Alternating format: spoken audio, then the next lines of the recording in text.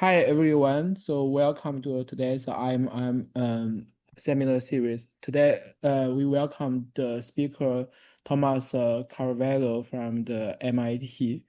Thomas is a PhD student at MIT.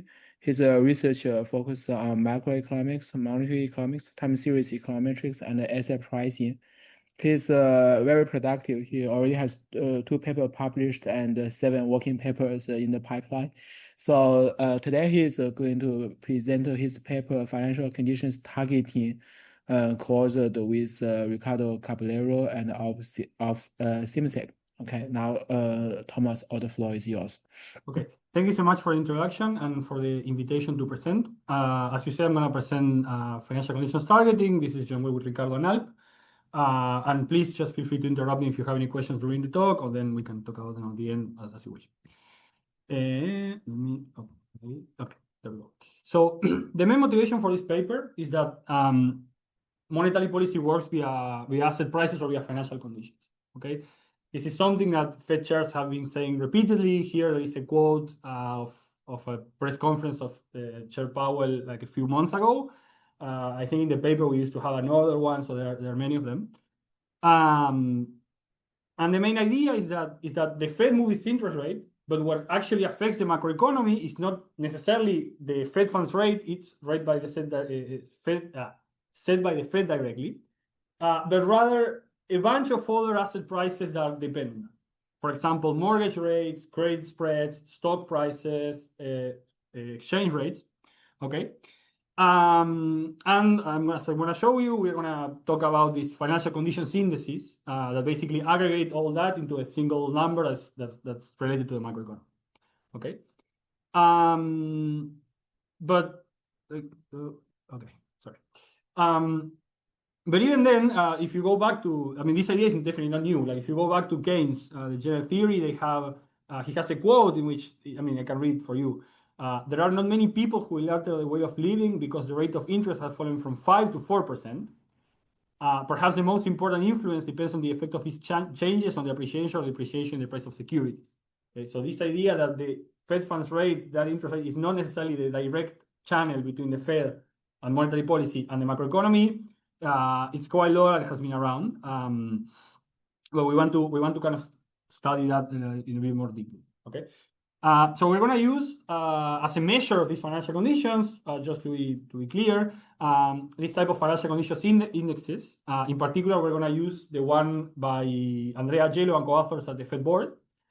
What this index basically does is they take kind of the innovations in different asset markets, such as the 10-year rate, the mortgage rates, the yield on BBB bonds, equity, housing, and exchange rates. They look at those innovations and then they use the Furby's model to forecast the impact of those innovations in output. And they basically produce this index that you can interpret in this way. Like if it's, say, 1, it means that the recent innovations in financial conditions are expected to generate a 1% drag in future output growth in the next year. Okay? So it's like a single aggregator of all of these financial innovations and how that is expected to impact the macroeconomy.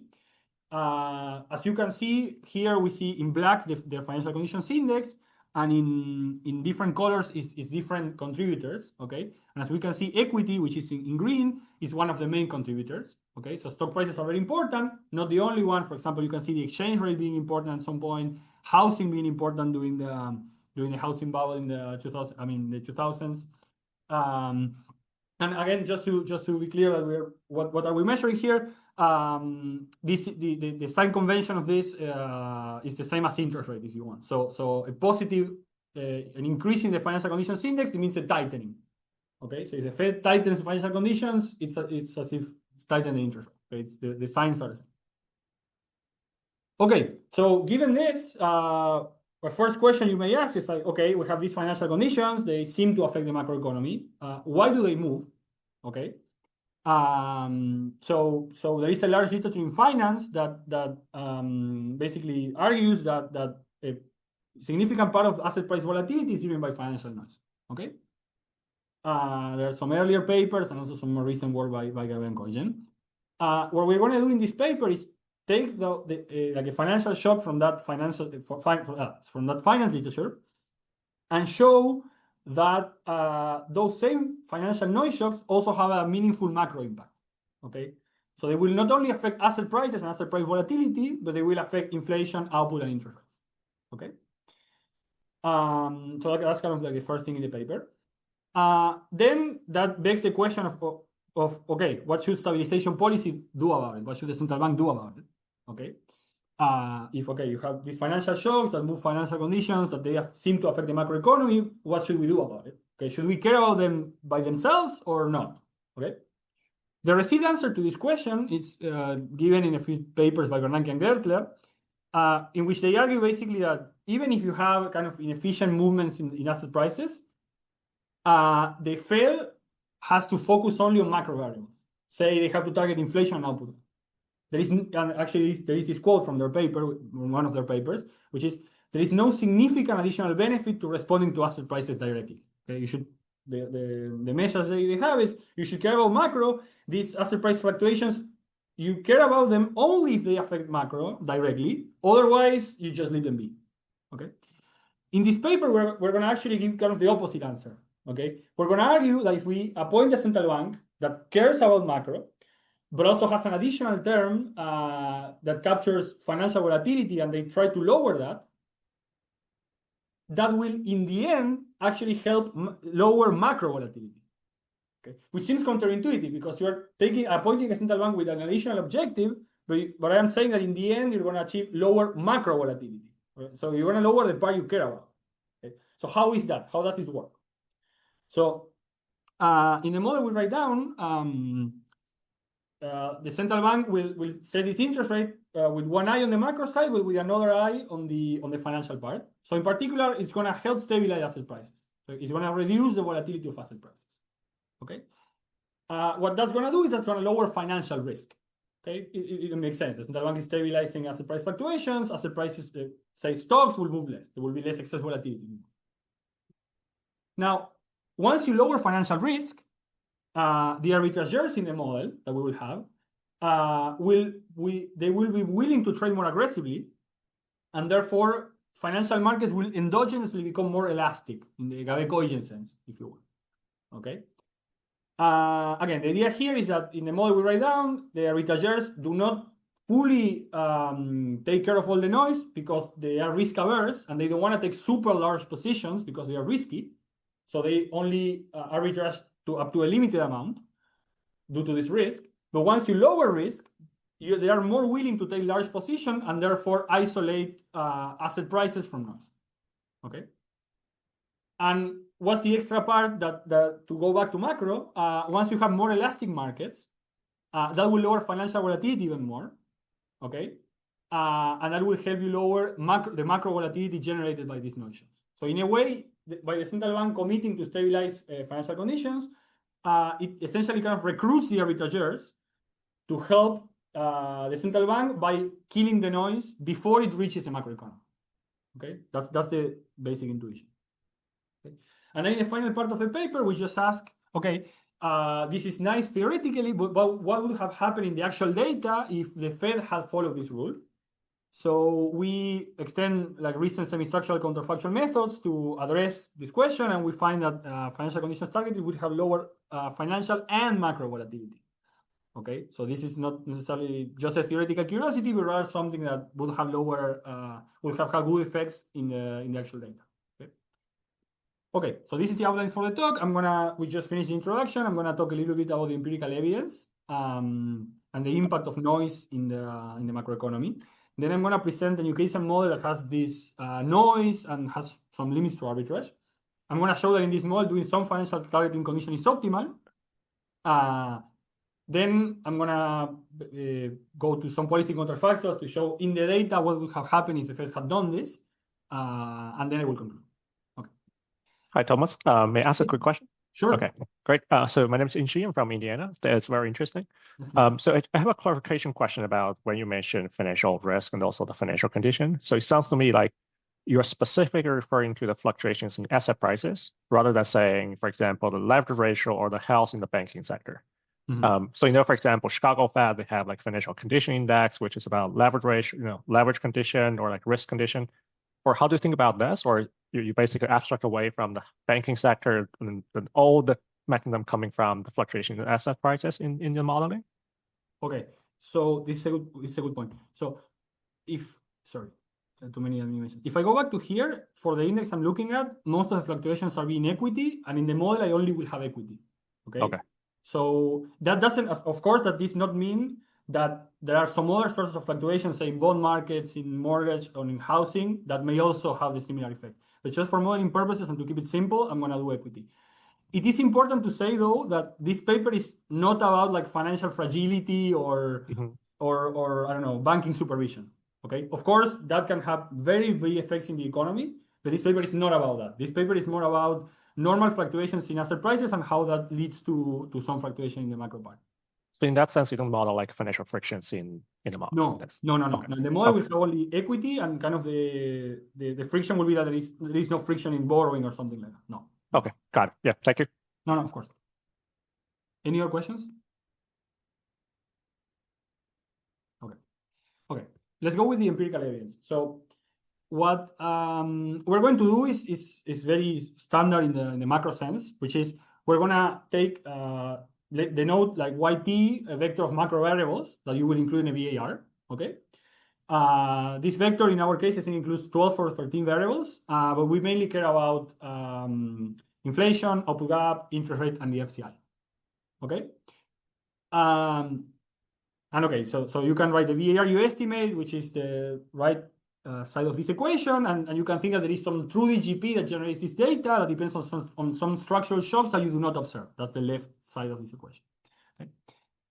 And the key problem, as usual, is that you can observe the reduced form innovations to the VAR, but you don't know what part of that innovation is driven by the shock you care about as opposed to other shocks. Okay, so this is a classical identification problem.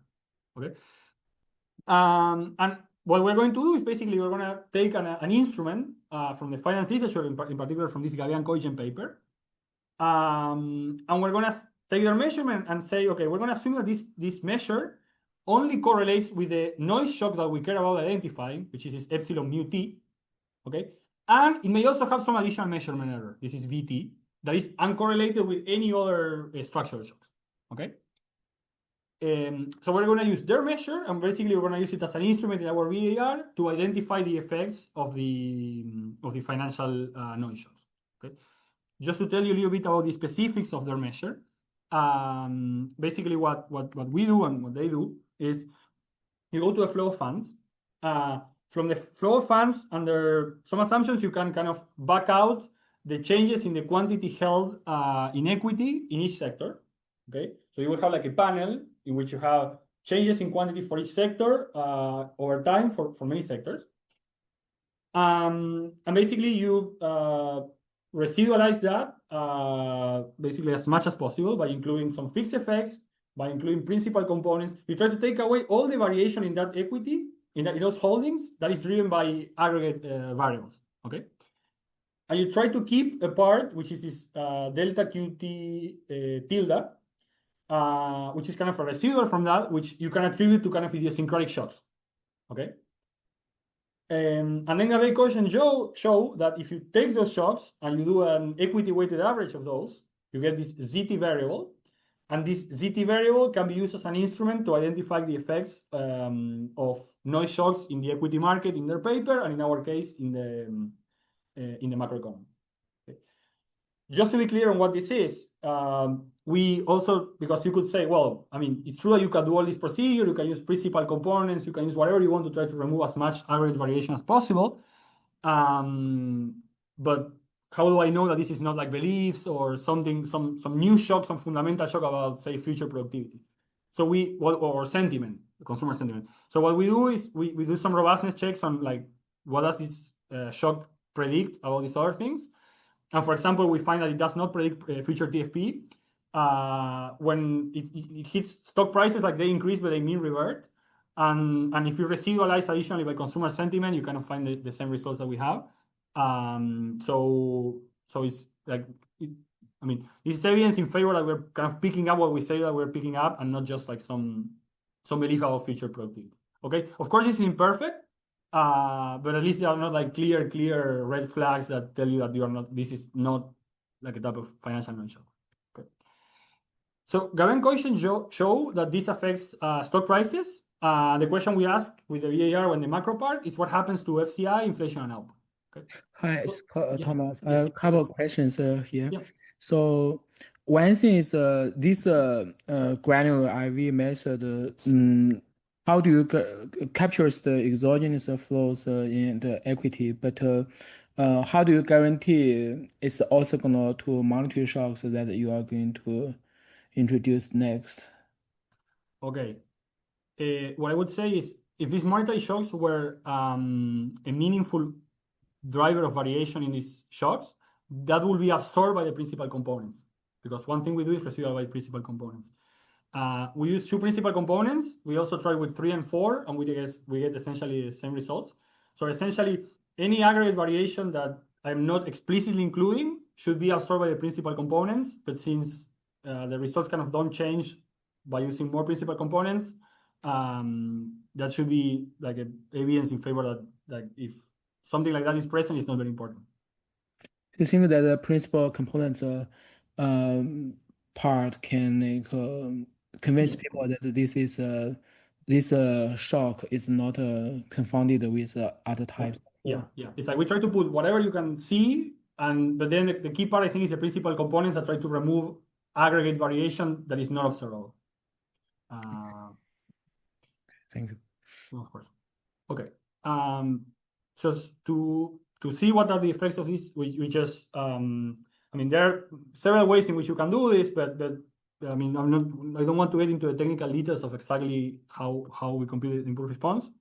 But essentially, you use this instrument to identify the impulse response, and you get something like this. So this is the response of the economy to a shock that lowers financial conditions by 0.1%. So it's kind of an expansive shock. It's a positive inflow into the equity market. And what does this shock do? Well, if we see in the top panel, it increases output gap with a delay. Okay, so there is no contemporaneous reaction, but then after a few quarters, it has a ham shape and it has an effect in output gaps. It has some effect on inflation, but it's kind of short-lived and not necessarily significant. So it doesn't do too much to inflation. Of course, it meaningfully moves financial conditions because the instrument, I mean, we show it in the paper, is strong. And the other interesting thing to see is that the interest rate, while it reacts, first, it doesn't react much. So if you see a confidence bands, they get, I think, marginally significant at the long horizon. But even clearer, like if you see the reaction of the output gap, it's clear that the interest rate is not fully stabilizing this. Okay? So to me, the main conclusion from this exercise is that these financial shocks impact financial conditions meaningfully. They leak to the macroeconomy, so they have an impact on the output gap. And they are imperfectly and with some delay, they are stabilized by the Fed, but again, with some delay and not perfectly. Okay, so that's why we see the output gap react. A second question you may ask here is like, okay, that's the effect of one shock, but how relevant are these shocks on average to explain the variance of output gap? Like, what's the variance contribution of these shocks?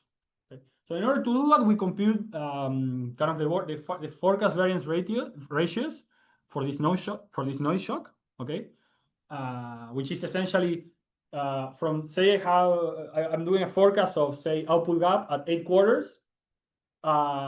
This is by how much would the forecast variance be reduced if I knew the exact realization of the shocks with respect to a case in which I don't know that.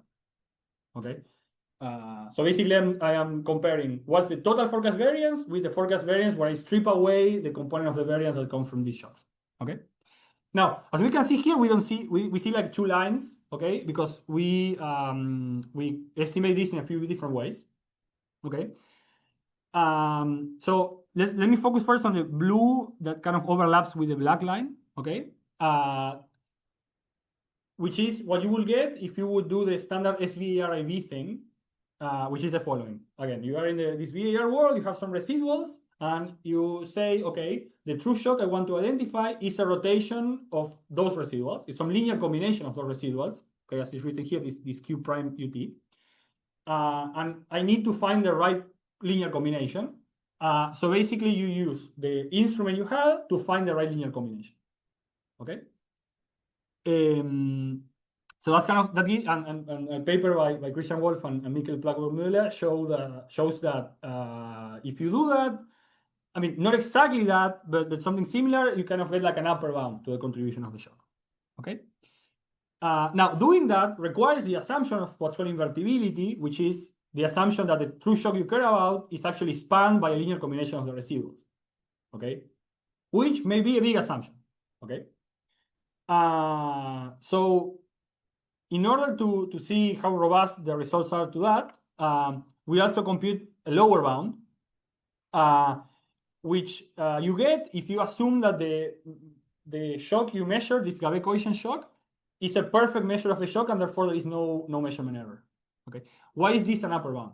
Because the way you're trying to identify this is to see, okay, if the instrument moves and the macro variables also move, okay, it must be that the shock is driving the macro variables, and therefore it is important. Okay. Furthermore, if you see the instrument moving and the macro variables not reacting, that will mean that the shock is not important. Okay. Of course, the problem with this is that if you have measurement error, which is this VT that we covered in the previous equation, there will be a lack of co-movement between the instrument and the macro variables that is not necessarily due to the shock not the shock not mattering, but because of measurement error. Okay. So a lower bound, you can get it if you assume there is no measurement error. So if you see lack of co-movement, you just say, okay, the shock is not important. Once you add measurement error in, then you could get some other estimates trying to get rid of the measurement error, but that requires extra assumptions, and that's the upper bound. Okay. So those are the two main lines that we see here. And what do we see? Well, if you use the kind of standard SVARIB thing, which is what the VAR literature by far does the most, which is assume that the shock is a linear combination of the residuals, find the right linear combination. We get that this shock explains roughly up to 25% of the output gap variance at the 2-year horizon. Okay, so it's meaningful. And explains a large part of the FCI fluctuations at short horizons. Okay, and it has a much more limited effect in inflation and interest rates. Okay, which again is consistent with what we say in the impulse responses. It moves output, it moves FCI. The interest rate reacts with some lag, not too much, and inflation just reacts very little at the beginning and then nothing essentially. Of course, if we go to a lower bound, we get lower estimates, which is natural. So we get an output gap that reacts up to 10%. Again, not super big, but still not small. Just to give I mean, in the paper we explain a little bit more how this compares to other identified shocks, and it's on the bigger side. And then if you look at the reaction in FCI, you still see that it explains roughly like 15-20% of the fluctuations of FCI, even at the lower bound. So overall, these shocks moves financial conditions and moves the output gap, and it does it in a rather meaningful way. Not too much on inflation, not too much on the interest rate. Okay. We have also some more results in the paper, but I'm not going to discuss them here. So I'm going to go on and talk about the model. Okay. Any questions so far? Okay. Okay. So the backbone of the model is, or the typical trade-off of this model is basically are the ones included in this recentering New Keynesian models that Ricardo and I have been working for a long time. And this is how it goes, essentially. You have some aggregate supply. Okay, think about it as potential output driven by TFP that is moving around. Okay, and the central bank has the task to try to match actual output to potential output. Okay, now in order to do that, the central bank will take actions that influence aggregate demand. Influence aggregate demand, such that you can match aggregate supply and aggregate demand. Okay. The key thing here is that the interest rate does not affect demand directly, but it does it through financial markets, through financial conditions, if you want. Okay. So the central bank basically will choose the interest rate, but that doesn't affect demand directly, but rather that affects asset prices, and that in turn affects demand. Okay. So it's a more indirect effect, or it's a more indirect way. You have to go through one more step to affect aggregate demand. Okay. Now, the key thing, there are two key things here. One thing is that okay, the Fed can affect the FCI, but that you are not the only reason why FCI moves. FCI will also move due to macro shocks, and it will also move to these noise shocks we just showed. Okay, that's thing number one. So the model will feature noise shocks, unsurprisingly. And thing number two is that the Fed cannot fully react to kill those noise shocks contemporaneously. Okay, so in the setup we have, I mean, once we do it more interesting, once we put assumptions to make it more interesting, basically there will be some of that noise that will leak to the macroeconomy and will therefore generate output gaps. Okay, again, as we saw in the data. Okay, so just to talk about the setup. So there is this variable YT star, which is potential output, and we assume for simplicity that it follows a random walk, which shocks epsilon ZT. Okay, and that's the supply side, very easy. Actual output is driven by aggregate demand. So we assume that prices are fixed. Okay, in the paper we have an extension without inflation. It doesn't change the insight, so we focus on this one because it's simpler. Okay, so you have aggregate supply moving around. Output is demand driven. Under some assumptions, you can prove that the following as output asset price relation holds, in which basically YT, which again you can think about as aggregate demand, depends on a constant, depends on PT, which is the price of the log, everything is log linearized, the log price of the market portfolio, and delta T, which is a demand shock, just a demand shifter. Okay. Okay, the intuition behind this equation is wealth effects, essentially. It's like if stock PT is like the market portfolio is like stock prices. If stock prices go up, then that will generate, people will feel more wealthy, and therefore they will spend more, and they will increase aggregate demand. Okay. Of course, this is only one channel through which financial conditions can affect the macroeconomy. In the model, we focus on the channel for simplicity, but then when we go to the empirical analysis, we don't need to take a stance on the actual channel. Okay. Again, this is a very stylized model. Okay. Importantly, notice that the interest rate does not directly appear in this aggregate demand equation. So the only way in which the central bank can affect aggregate demand is affecting this PT, this price of the stock. Okay. Okay, and delta T, as I say, is a demand shock. We make it AID for now. In the paper, we do it an AR1, but it doesn't matter that much. So, okay, so that was the macro block. Let's go now to the financial block. Okay, so how do we include noise and arbitrageurs that have like limited risk-taking capacity? So we're going to have two assets. We're going to have a market portfolio that I mean, we just show the price of that. So we're going to have a market portfolio. Think about it as the aggregate stock market with a log return RT. And we're going to have a risk-free asset in zero net supply. And the return is RTF. And this is chosen by the central bank. Okay, so very, very simple. There is some more complication on the portfolio part. Okay, so we assume that households cannot trade directly in financial markets, but they have to do it through portfolio managers. Okay, essentially how this works is that a given household has some wealth that they want to invest. They cannot go directly and buy stuff by themselves. They have to go to a portfolio manager, and that portfolio manager will decide how to allocate that wealth. Okay, so households can decide how to allocate it. They decide consumption and savings, how much do I want to spend, how much wealth do I want to keep for next period. But that wealth, how to invest it, is done by portfolio managers. Okay, and we assume that there are three types of portfolio managers. Okay, and households get matched randomly with one of them. Okay, so this is a simple way to get some noise shocks, but also that happen in equilibrium, but also have like an equilibrium model. No. So the first type of portfolio managers are going to be inelastic. Okay, these guys basically take the money, put everything in the stock market. Period. So their portfolio share is equal to 1 always. Okay. These are not very important. It's just to have like an additional parameter you can calibrate. The action is going to be in these two guys. Okay. So one fraction of the arbitrageurs are going to be noise traders. Fraction 8 of them. These guys are going to invest, we're going to have a portfolio share that equals 1 plus mu t, where mu t is an aggregate noise shock. Okay. These guys, for some reason, okay, we don't need to take a stance on that, but it can be beliefs, it can be, I don't know, some fundamental reason, it can be whatever you want, that is unrelated to other macro shocks, okay, from some non-fundamental reason. they decide they want to buy more or less than one on the aggregate stock market. Okay, for some reason there is higher demand for stocks or lower demand for stocks. Okay, so that this is a key shock in the model. Okay, so that's one type of the second type of managers, and the third type are the arbitrageurs. Okay, so these guys who are fraction alpha will optimally choose their portfolio, maximizing expected log wealth. Okay, so they will have a standard portfolio problem, and the solution to that standard portfolio problem will give a standard portfolio equation in which the portfolio weight will depend on the expected excess return of the asset, of the market portfolio in this case, divided by the volatility.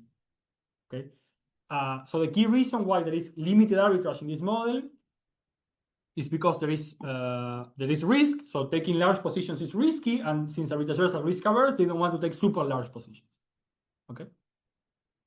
Okay. So you can show that from the portfolio equation from the arbitrageurs, using something like a Campbell-Shear decomposition and the output asset price relation, you can derive this equation here.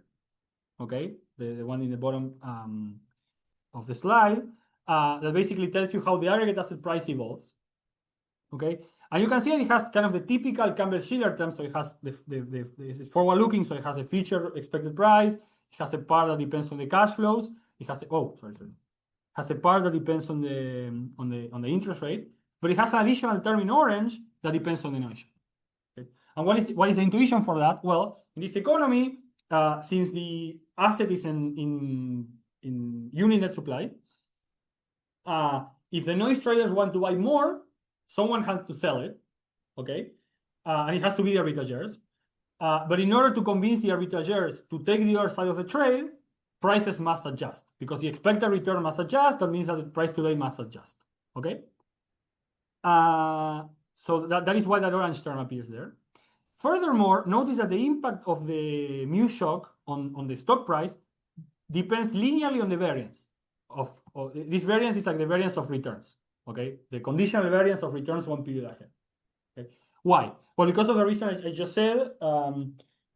Since the arbitrageurs are the ones taking the other side of the trade, if there is a lot of financial noise, if there is a lot of financial risk, this is what the sigma is about. Arbitrageurs will be less willing to take large positions. Okay? So for any size of the position, for any size of the shock, for any mu, if there is more risk, the price needs to adjust by more to balance the market, to balance the asset market. Okay?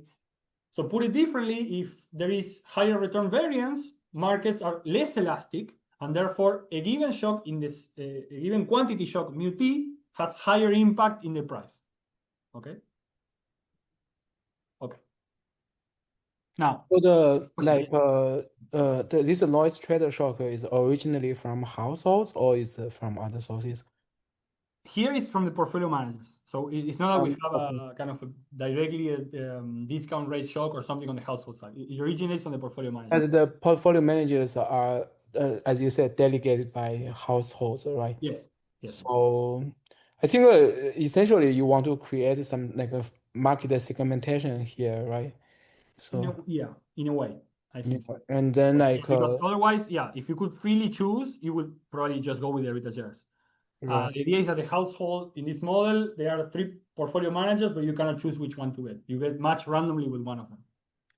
Oh, okay, I see. So these are it's kind of the households can choose any of them, but it's kind of like the market has these 3 type of the funds, and then there's a noise trader like the demand has to be absorbed by the arbitrageurs and arbitrageurs. Exactly. The household say this is my total wealth, and it will go to some portfolio managers, but I cannot choose which one. It will go to some fraction of them, and then across the portfolio managers they trade. Okay, I see. Okay. Now let's go to the benchmark. Okay. I'm gonna just do this because in order to understand like what are the key friction we need to kind of replicate what we saw in the data and kind of to make this problem interesting. So let's assume for now that the central bank can set the risk-free rate without any frictions and contemporaneously react to all shocks.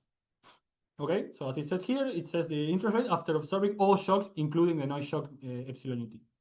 Okay.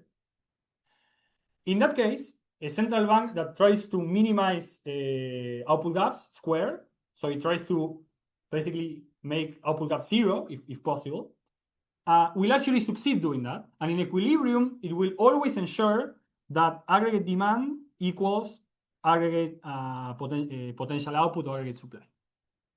Okay? Why is that? Well, you have one instrument, you can move your interest rate, and that instrument affects the asset price. You have one target, which is you want to have 0 output gap. And basically, you can use your interest rate to absorb any other shocks that will affect aggregate demand, but you want to prevent it to generate output gaps. Okay? So as you can see, everything is absorbing the interest rate. Output equals potential, and the interest rate has a term that absorbs the delta shocks. So if there are aggregate demand shocks, you stabilize them with the interest rate. And it also absorbs the noise shocks. So in this world, since you can react to noise shocks, you fully stabilize them, and there is always a 0 output gap. Okay. Notice furthermore that the return volatility sigma squared. Okay.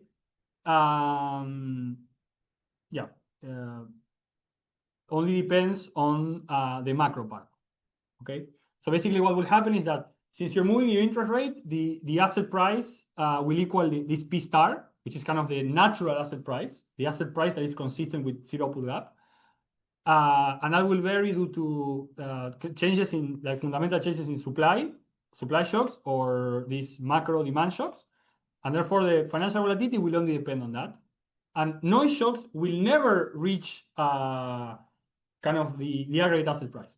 Okay, because if there is a noise shock, monetary policy will fully stabilize it, and it kind of never affects the actual P, and therefore financial volatility does not depend on noise, right? Because the Fed fully stabilizes. Okay.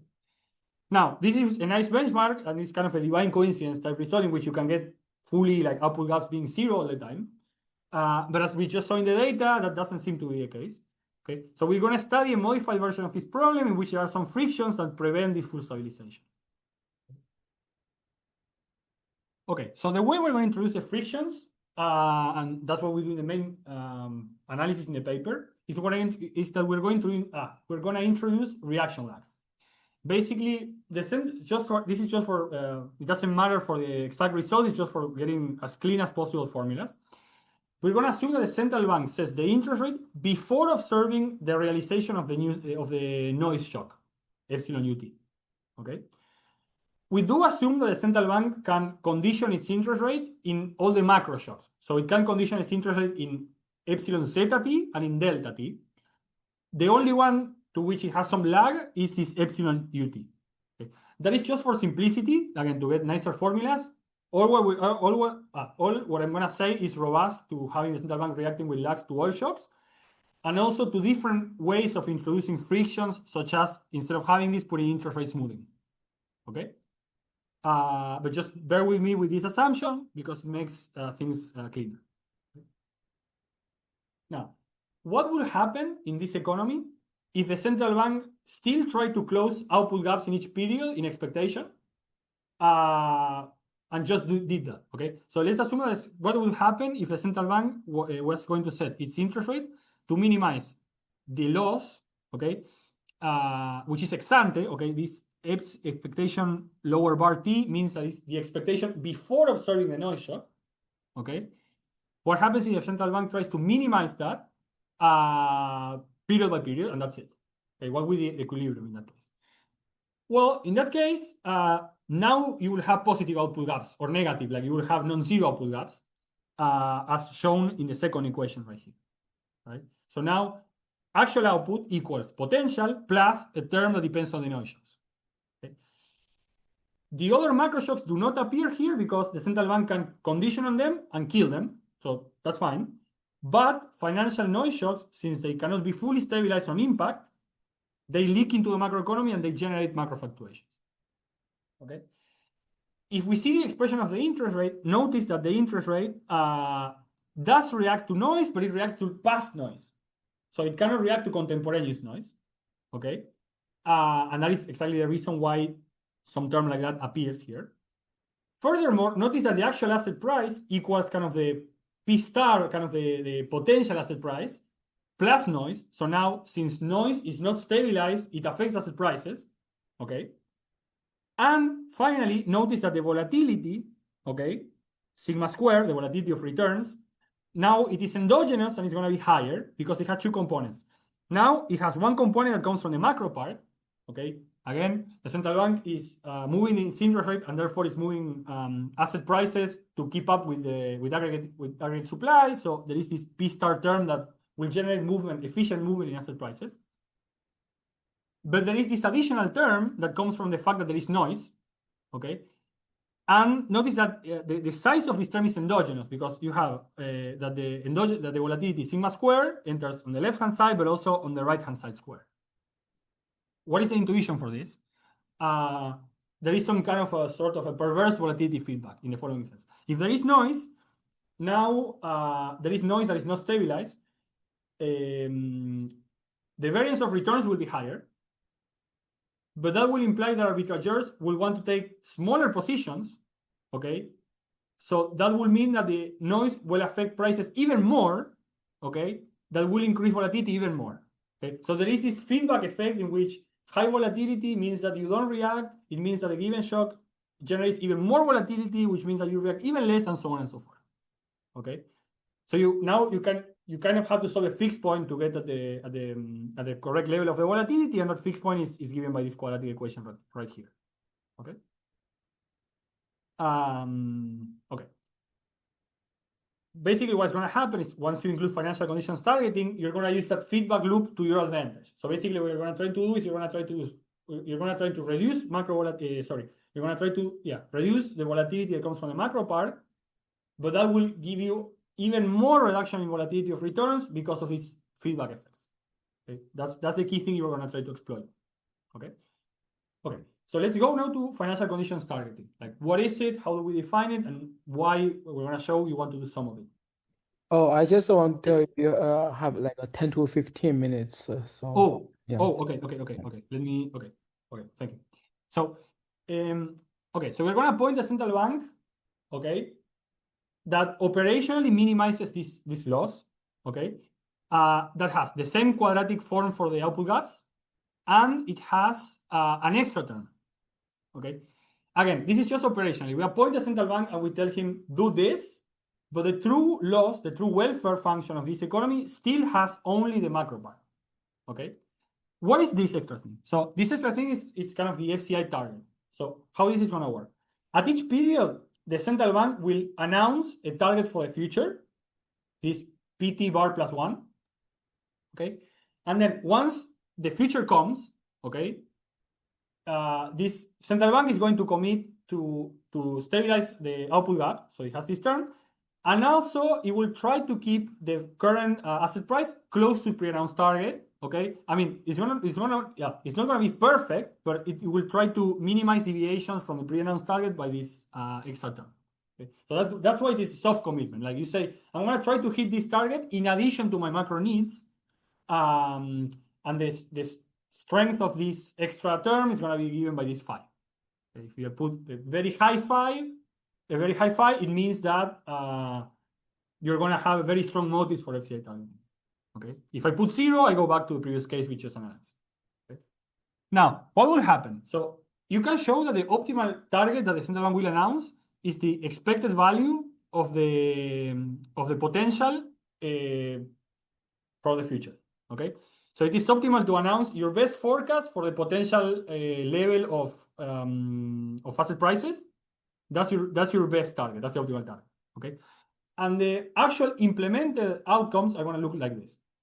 Okay, so for asset prices, you're going to have your target, which is what you pre-announce, and then you're going to have the impact of noise, which we already showed it appears. But now you're going to have an extra term, that is this blue thing right here, that comes from macro shocks. Why? Because before the macro shocks you were fully stabilizing, they will not leak to prices or output. Okay. Now, since you have this extra FCI targeting motive, you're going to leave some of the macro shocks to leak into the macroeconomy. Okay, and that will have a cost. That will have a cost on variance, right? Because now there are shocks that did not appear in these equations that now they show up. Okay, so those are the blue terms. On the other hand, what's going to be the benefit? Well, I mean, it doesn't show directly in the first two equations because the sigma is kind of hidden because it's a sigma square, but actually the sigma square is endogenous. So what's going to happen is that if you do more FCI targeting, you're going to lower the impact of macro shocks on prices, on stock prices. So you're going to reduce the kind of the baseline level of volatility in stock prices. But because of this virtuous feedback loop that we talk, I mean, virtuous or perversive, depending on which side you use it, in this case, it's not virtuous. If you lower the macro volatility, that will kind of encourage arbitrageurs to take larger positions, and that will lower the volatility that comes from noise shocks. Okay? And you get even more reduction of volatility. Okay, so in a sense, the benefit of doing this is that, is that you can lower the size of the orange term. Okay, so I pay a cost, there is a new term, the blue term, but I get a benefit, I lower the importance of the orange term. Okay. Okay, so this is basically what I said, which is given this feedback, once you so the blue line here is this sigma macro part, is the part of financial volatility that comes from macro shocks. If you commit to stabilize financial conditions more strongly, that part will go down. That's the blue part.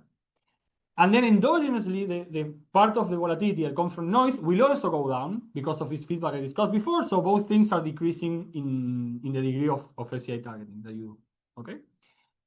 This is very nice, but for macro, I don't care about financial volatility per se. My welfare only has output gaps. So what about those? Okay. So as we said, there is a cost and there is a benefit. Well, we can show that actually you always want to do some FCI targeting. And the intuition is the following. Start with the case of no FCI targeting, okay, with phi equals 0, okay? What happens there is that you are already fully stabilizing all the macro shocks, okay? So if you do a little bit of financial conditions targeting, if you increase the phi from 0 to a slightly positive value, the losses from that macro part are going to be second order, okay? On the other hand, the gains from the reduction in noise variance are going to be first order. So that shows that you always want to do, I mean, if you're at 0, that you're not optimizing, that you want to do a little bit of FCI targeting. Okay. And here in the picture, we have a simple calibration just for illustration purposes. The black line is the total volatility as a function of psi, the psi you choose. The blue line is the part that comes from the macro side.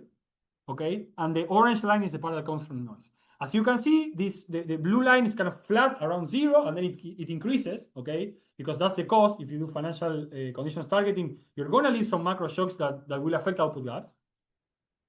But on the other hand, you can see the orange line is decreasing because now there will be less financial volatility, and therefore the noise shocks that were hitting the economy already are less important. And for the reason I just discussed, these trade-offs always get resolved towards doing some financial conditions targeting. Okay, let's talk quickly about a few extensions, and then let's go to the counterfactuals part. So first of all, interest rate smoothing. So what happens if instead of using this very stark timing assumption, you used interest rate smoothing? So you said the central bank can react contemporaneously to all shocks, but it has some cost of moving the interest rate too much. Okay, this is this extra thing. Okay. So let's compare a central bank that has kind of an objective with output gaps and interest rate smoothing, and a central bank that has those two objectives plus an FCI targeting term. Okay. Well, it turns out that you can show the optimal policy rule will look like this. Okay. And again, I'm going to skip the details in the interest of time, but you can show that FCI targeting will also work in this setup. And there is one extra reason here, which is since you have interest rate smoothing, you are not fully stabilizing the macro shocks already because you don't want to move the interest rate. Once you add FCI targeting, which is like an extra term in the loss, you're going to give more importance to that. So you're going to kind of reduce the smoothing motive. So you're going to move your interest rate a little bit more compared to the baseline case with the smoothing. But that is actually good because you reduce the macro volatility part. Okay, so there is that extra term, that extra effect that comes from that. Okay, I'm going to discuss briefly some extensions. I'm not going to go into the details for that. If you're particularly interested in any of these, you can go to the paper. The first question is, okay, you're telling me that the central bank is going to forecast, is going to announce some future targets for financial conditions, but that doesn't imply, does that imply that the central bank will have to like forecast cash flows? Does it have to become like an investment bank? Is that what you're saying? No. So notice that in the model, the target you want to set, kind of the best forecast of the future kind of P star, depends only on macro variables. It depends only on potential output gap and demand shocks. It does not depend on financial shocks. Unlike R star, actually, in this model, if you have to forecast the R star, you will have to forecast the financial shocks. Okay? And actually, we in the companion paper, we estimate kind of a FCI star and compare it with R star in more direct way than what we do here. But that's one direct reason. Like, no, FCI star only depends on macro. So if you focus on that, you don't need to forecast the finance side. Whereas if you focus on the interest rate, you do. The second thing is that we have an extension where we show that if asset prices move due to both changes in beliefs due to like news shocks as well as noise shocks, this continues to apply. Okay, the FCA targeting logic still holds. The intuition is that if you have these shocks to beliefs, even if they are true, like even if they mean that there will be higher productivity in the future, they create a problem for the central bank today in the sense that if you don't do anything, there will be higher demand today and a positive output gap today. Okay, so a similar logic would apply in the sense that you want to stabilize those belief-driven fluctuations to manage aggregate demand today. Okay, that's in the paper. Another question you may have is, okay, well, maybe doing this will require very large swings in the interest rate. Well, we will show empirically that this is not the case. The intuition is that since the arbitrageurs kind of help you to kill the noise, like at birth, like the noise shock doesn't even show up in prices. It is as if the shocks were smaller, so that effect actually makes you move the interest rate by less. And we will show that empirically this is the case. Like when we implement FCA targeting the counterfactual, we will not move the interest rate by more. Okay. Another question is, okay, maybe conventional forward guidance could do the same. We show that this is not the case in the sense that with conventional forward guidance, you commit to something, but it's kind of not the right variable. Okay. And another thing you could say is, well, maybe this will encourage too much risk taking. We show that even if we argue that, first of all, this will go in the opposite direction, but even then, if you allow for an endogenous supply of arbitrageurs, if you allow for an entry and exit in the arbitrageur market, the results will still hold. Okay? And there are some other extensions I don't want to discuss. So let's go to the counterfactuals. Okay. So what do we do here? So we extend the policy counterfactual methods by McKay and Wolf and by another paper that I have with McKay and Wolf. Okay, what are these methods? What do they essentially do? So basically, they show that if you have a VAR, you estimate the VAR in the sample. Okay, you don't need to impose any particular identification assumption. You just impose that VAR. You just estimate that VAR. And if you have access to monetary policy shocks, both in particular, both like current and also new shocks, some kind of more persistent changes in the interest rate, then you can construct policy counterfactuals that are kind of robust to a Lucas critique. Okay, the basic intuition for this is that the Lucas critique tells you that the problem with doing counterfactuals in purely reduced form scenarios is that once you change the policy rule, that will change expectations and that will affect the economy as well. Okay. But basically, when you have the impulse response of monetary policy shocks, that kind of already accounts for the fact that expectations are changing, and you can use those shocks to enforce the counterfactual rule both today and also in expectation, and therefore build a counterfactual that is robust to Lucas critique. Okay.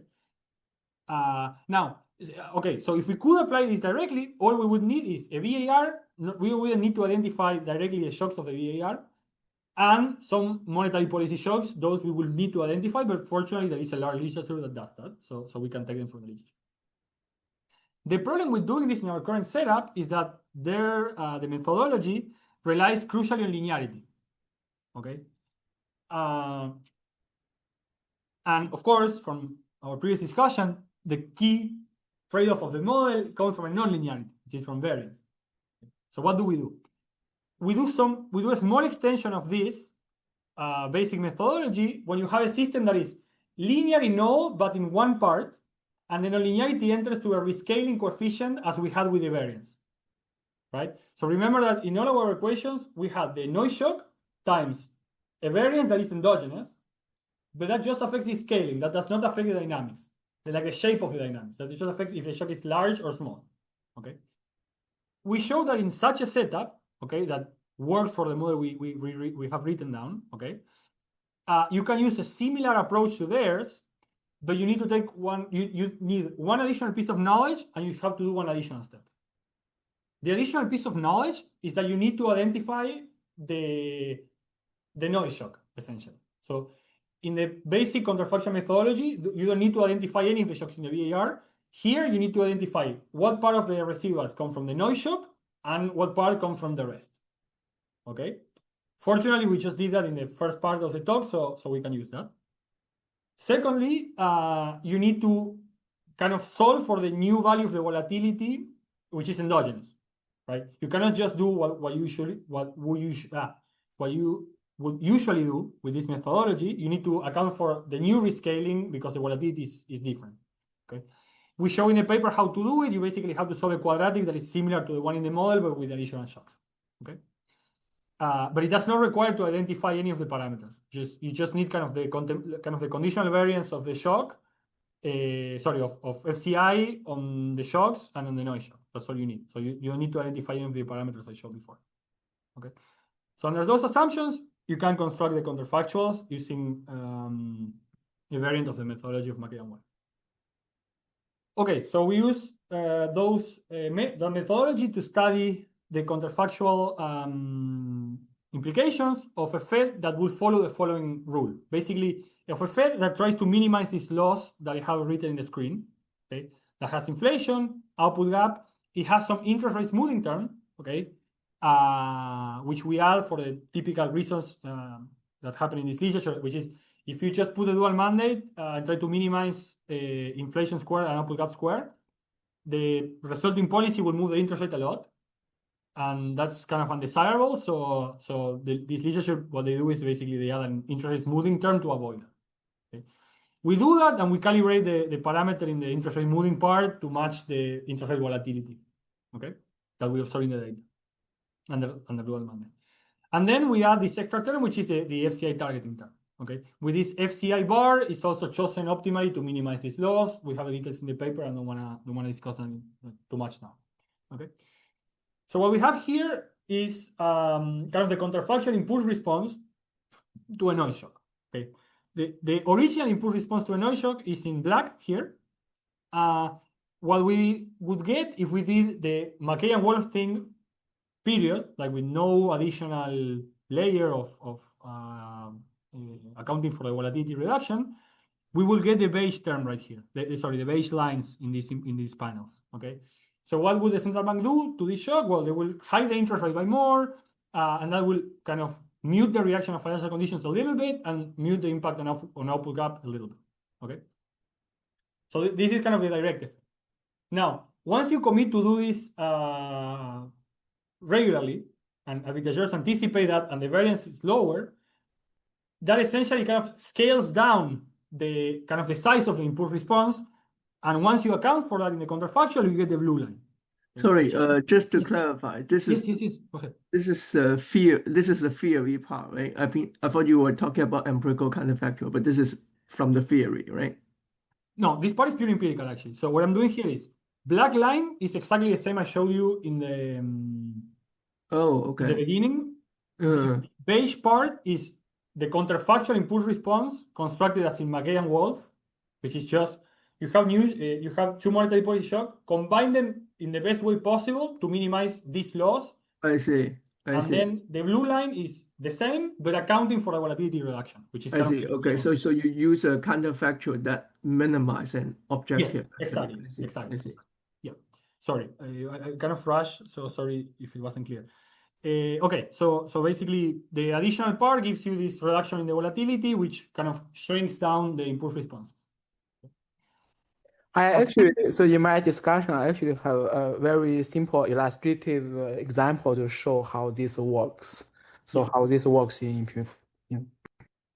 Yeah. So I'm skipping the details on this because because of time, which I have, I think, 1 minute. So let me just say one more thing and conclude.